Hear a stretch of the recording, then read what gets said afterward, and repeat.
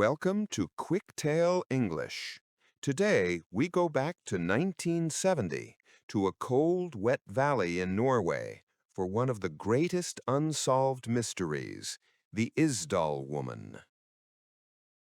It was November 1970. The weather in Bergen, Norway was very cold and rainy. The days were short and dark. A man and his two young daughters were hiking in a quiet, isolated place called Isdalen, or the Ice Valley. The family saw smoke in the distance. They smelled something strange, like burning plastic and wood. They moved closer to investigate. Under some rocks, they made a terrible discovery: the body of a woman. The body was badly burnt. The police arrived quickly. Inspector Hanssen was the lead investigator. He was a quiet man who paid attention to every small detail. The scene was strange. The woman's body was lying face up. Her clothes were not on her body. They were neatly folded nearby. The police examined the scene.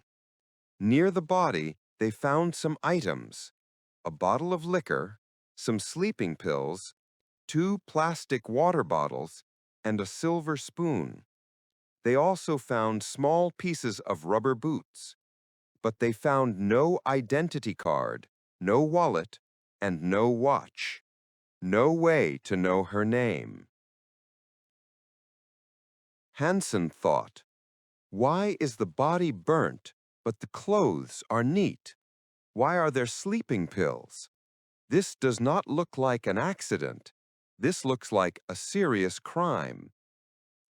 Hansen ordered a deeper search of the area. They looked under every rock and behind every tree. The officers found two items hidden deep under a rock: two small plastic bottles. They were also burnt, but not completely destroyed. Inside these hidden bottles, the police found surprising things: money from different countries, some gold rings, and two old travel documents. But the names on the documents were all different.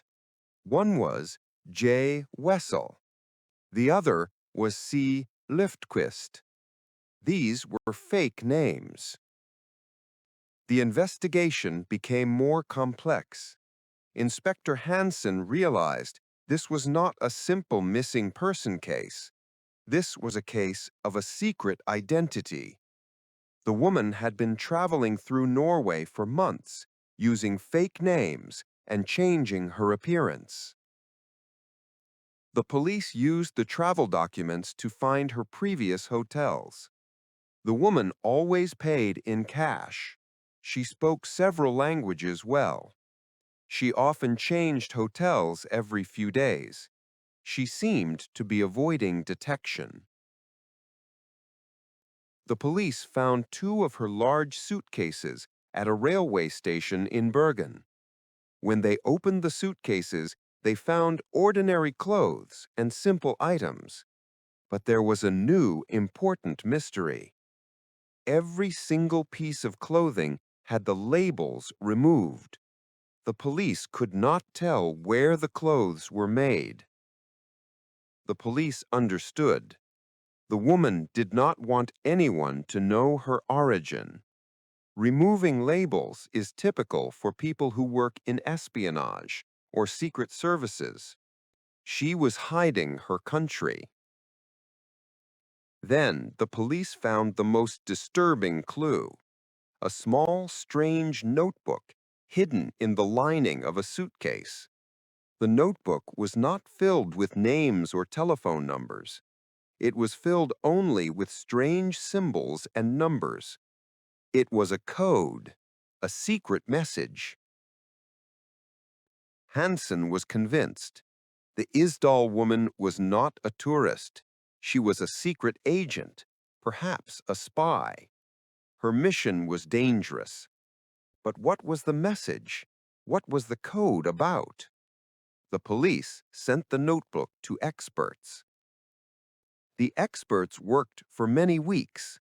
They discovered the code used a special cipher that related to the places the woman had recently visited in Norway. For example, the symbols showed dates and locations like Stavanger, October 31st, or Trondheim, November 4th. But the full meaning was still hidden. The identity of the sender and receiver of the message was unknown. The Norwegian government tried to find the woman's family. They used the fingerprints and teeth records. They contacted police forces in many countries, but no one knew the woman. She had no official record. Inspector Hanssen was disappointed. He had pieces of evidence, the code, the fake passports, the burnt body, but he could not put the puzzle together. He believed she was a spy who was eliminated because she knew too much, or perhaps she chose to end her life to protect someone else. The Isdal woman was buried in an unmarked grave in Bergen in February 1971. The police attended the funeral. Her case remains one of the coldest and most mysterious cases in Norwegian history. She was a woman without a name, a traveler without a home, and a secret that was never unlocked. Thank you for joining QuickTale English. Subscribe for more true mysteries and English vocabulary practice. See you next time.